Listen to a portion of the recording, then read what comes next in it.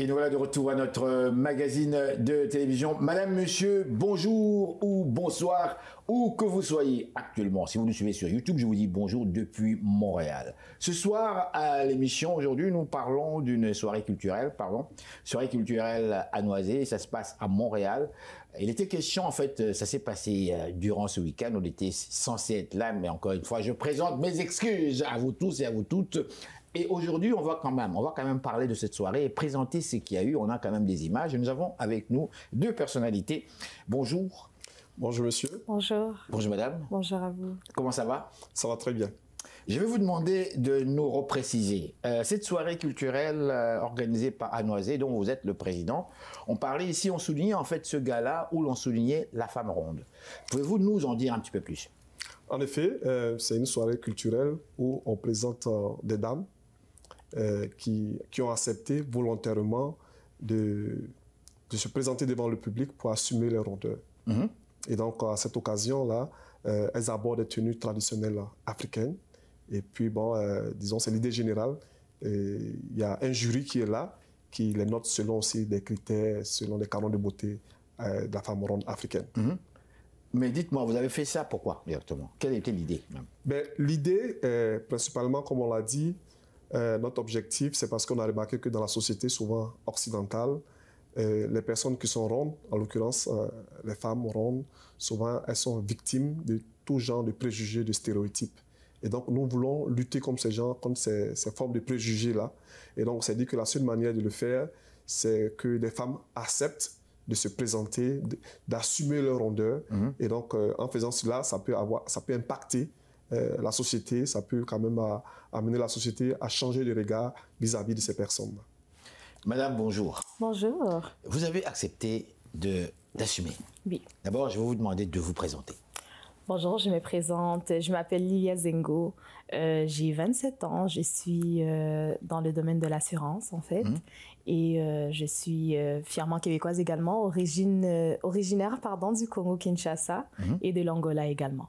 Ah bon, ben, enchanté. Oui, enchanté. Enchanté. Dites-moi, vous, qu'est-ce qui vous a, comment dirais-je, emmené à accepter d'assumer? En fait, par rapport à mon histoire personnelle, quand je regarde un peu mes débuts depuis ma jeunesse, j'ai été beaucoup condamnée par rapport à mon apparence. On vous a condamné? J'étais très jeune, je me souviens encore, on me disait, toi tu commences à prendre du poids, hein? Toi tu commences à devenir un peu forte, c'est pas bien. Mais est-ce que ça se passe en Afrique même ou bien ça se passe ici? Non, ça s'est passé ici. Moi je suis née, grandie ici, je n'ai pas encore mis mes pieds en Afrique. Ah bon? Vous êtes née, vous avez grandi ici? Née, grandi ici au Canada, à Montréal, à l'hôpital Notre-Dame. Donc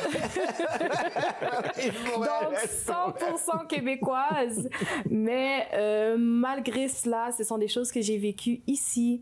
C'était très difficile de grandir attendez un petit peu. Comme ça. Ça, c'est même pas à l'extérieur de votre famille. Ça, c'est dans la maison même. Dans votre famille maison, même, des familles. On vous fait des remarques.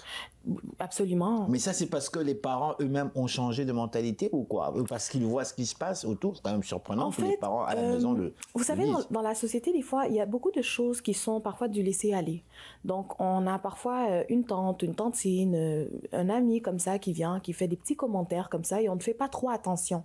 Mais ce sont des petits commentaires qui, justement, moi, personnellement, m'ont énormément impacté. Et c'était parfois, des fois, on arrive dans des fêtes, on arrive à tel endroit, on arrive à l'école. Déjà, à l'école, c'était très rare. Je trouve que c'était plutôt dans les domaines familiales, dans des contextes avec des amis, ce genre de choses, où on commence déjà à te faire remarquer que tu es différente, que ton apparence n'est pas correcte. Et en grandissant avec cela et en rentrant dans l'adolescence, ça affecte maintenant l'estime de soi, ça affecte la façon comment on se voit. Et là, ça vient jouer avec le mental. Et quand ça joue avec votre mental, je vous dis, ce n'est pas évident. En tant que jeune fille dans ce pays, de commencer à se voir comme moindre, de voir qu'elle, elle est mieux que moi parce qu'elle est plus belle que moi. Et on se convainc de ce genre de choses. Et moi, c'est quelque chose qui m'est arrivé. Jusqu'à dernièrement, j'ai vraiment eu un déclic. j'ai eu un déclic parce que moi, j'ai reçu des messages jusque dans mes réseaux sociaux, anonymes, des faux comptes pour me dire j'ai remarqué que ces temps-ci, toi, tu risques de mourir d'une crise cardiaque. Toi, de comment je te vois. Oui. Et dites-moi, c'est des messages qui viennent des hommes, des femmes Des personnes, des faux comptes qu'on n'a jamais connus avec mes parents. Quand ils ont commencé à voir que là, c'était sérieux, ils ont appelé la police, on a essayé de... À ce point? Oui, c'était devenu très sérieux. Est-ce que c'est des gens qui vous connaissaient? Ce sont des gens qui me connaissaient, qui ont créé un faux compte pour m'envoyer des messages. C'était quoi en fait l'objectif? J'en ai aucune idée. Mais en fait, vous voyez, la méchanceté de l'homme, la méchanceté de l'être humain fait en sorte que on ne se rend pas compte de la destruction qu'on peut faire avec des paroles dans la vie des gens. Étiez-vous au courant de ce genre de situation? Dites-moi. Ben, je n'étais pas au courant pour créer cet événement. Je n'étais pas au courant de ce genre de situation, mais j'avais plus ou moins une idée. Parce que moi-même de formation, je suis enseignant. Et donc, dans le milieu qu'on fréquente, souvent on rencontre des jeunes filles qui sont souvent repliées sur elles-mêmes pour la simple raison qu'elles se sentent souvent moquées à cause de leur forme. Et puis aussi, on essaie de faire quand même un sondage au niveau de notre communauté et on a vu que c'était souvent un problème qui était récurrent sur souvent les jeunes filles qui étaient un peu rondes. Et donc, c'est pour cela qu'on s'est dit que, puisque la valorisation de la femme ronde existe dans mon pays d'origine, en Côte d'Ivoire, et donc on s'est dit que ce concept, on peut le transférer ici pour apporter une solution africaine à une problématique occidentale. Dites-moi, vous, quand on vous a contacté, oui. Est-ce que vous senti auréolé ou bien insulté?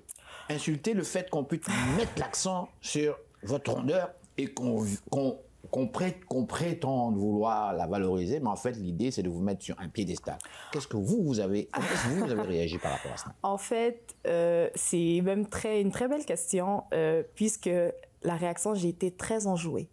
Et je vais vous dire pourquoi. Oui. Je crois que j'aurais reçu cette demande il y aurait 2 ou 3 ans. Je me serais sentie un peu insultée. Pourquoi? Parce que je n'avais pas cette conviction à l'intérieur de moi que j'étais belle. Là, vous avez cette conviction que vous êtes belle. Là, j'ai cette conviction.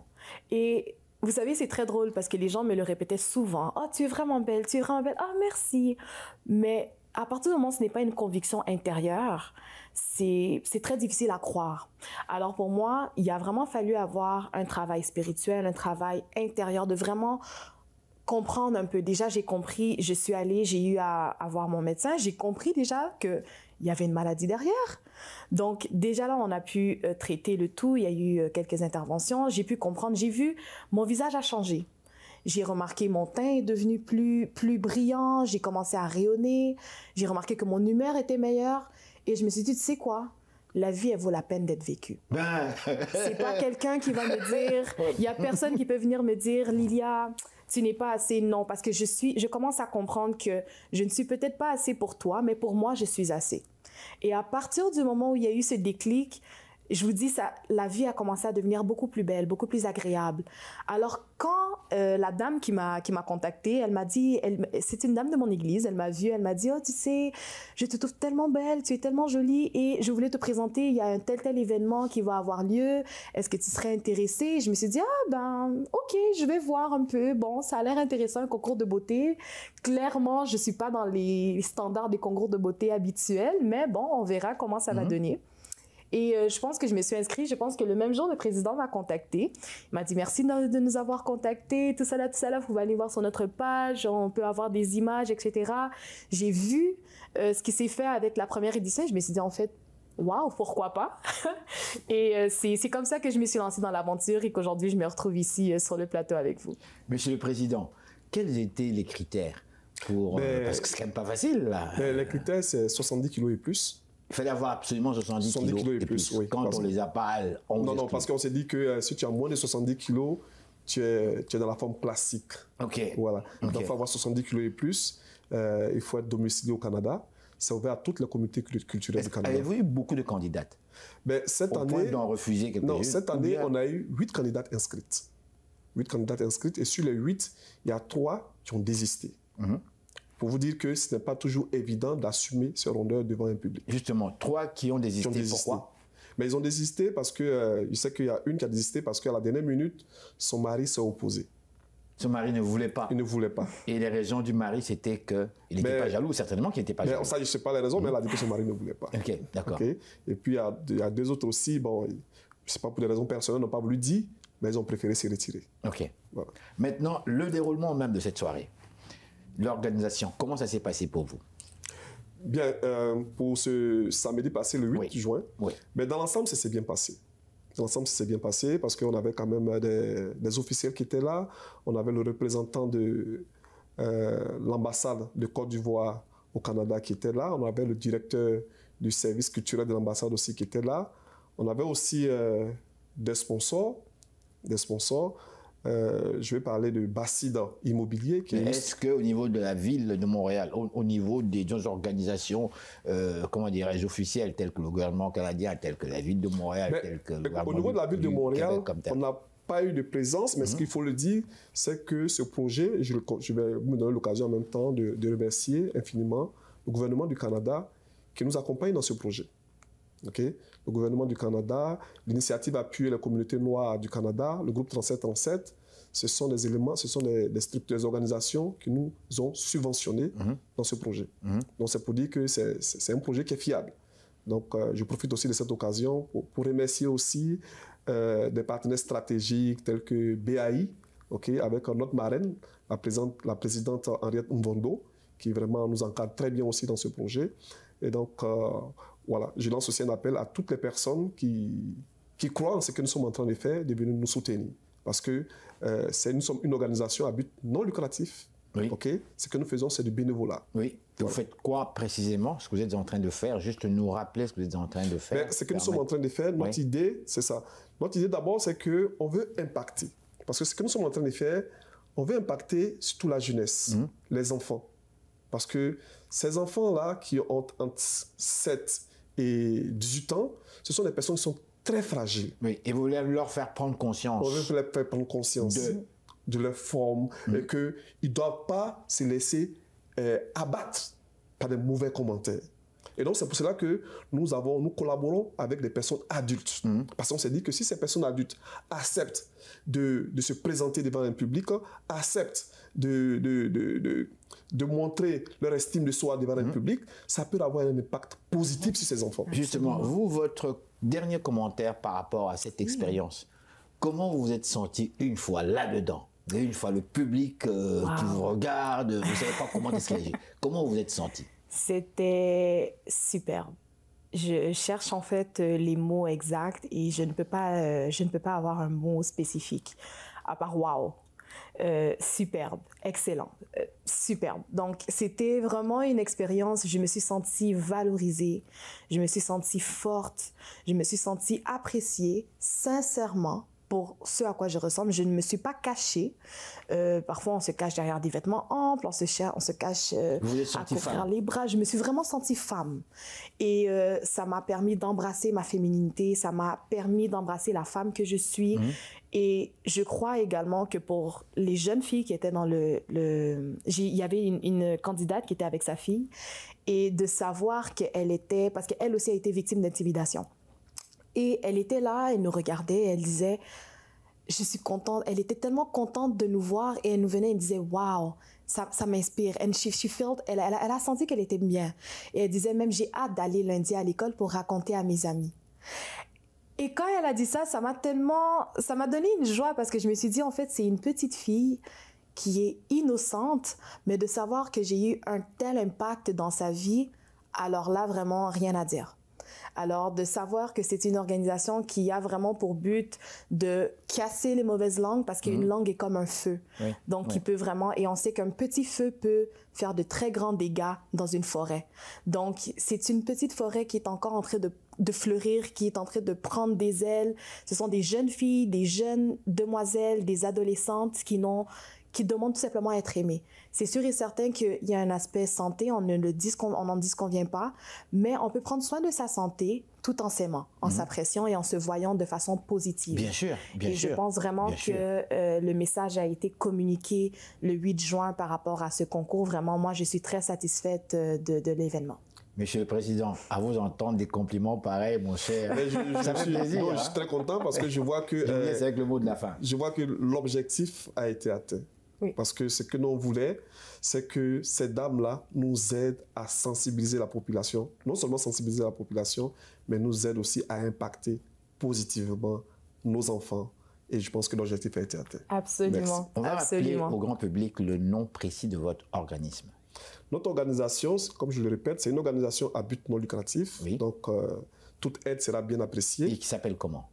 Anoisais, Union, Entente, Solidarité. Et Union, Entente, Solidarité entre femmes, c'est ça? Pour les femmes, c'est ça? Et non, pour tout le monde. le nom de l'association, c'est Anoisais. Et c'est un nom africain. D'accord. Et donc, la définition, c'est ça, Union, Entente, Solidarité. Et donc, nous, en tant qu'Africains, on s'est dit que c'est une manière d'apporter notre contribution en valorisant l'image de la femme ronde, en apportant notre contribution à une problématique qui existe ici. Donc vous êtes vraiment spécialisé sur l'image même de la femme ronde, c'est bien cela? Ça fait partie, c'est un projet. C'est un projet de notre association. Ok, mais l'Africain qui a des problèmes, qui viennent d'arriver, parce que moi, on m'a contacté, on me dit, on cherche des gens, des places, des organismes qu'on peut contacter, on vient d'arriver, on ne sait pas comment s'y prendre, tout ça. Est-ce qu'ils peuvent vous contacter? Ben, pour le moment, à ce stade-là, nous ne sommes pas encore arrivés à ce stade-là. Ok. Mais si vous nous contactez, on peut toujours vous référer aux ressources qui pour vous aider. D'accord. Alors, merci, madame. Merci à vous. Beaucoup, On vous messieurs. remercie beaucoup. Merci, c'est un honneur et un grand plaisir de vous avoir. Merci me fait à plaisir. vous. Merci énormément. Merci bien. Merci de nous avoir reçus sur votre plateau. Merci. Alors voilà, madame, messieurs, restez là. Nous sommes de retour tout de suite après ces réclames publicitaires. Et voilà, c'est déjà la fin, madame, messieurs. Nous espérons que vous avez aimé. Je vous dis pour ma part, grand merci au nom de toute l'équipe. Ici, Henri Ngaka, au revoir et gardez le sourire.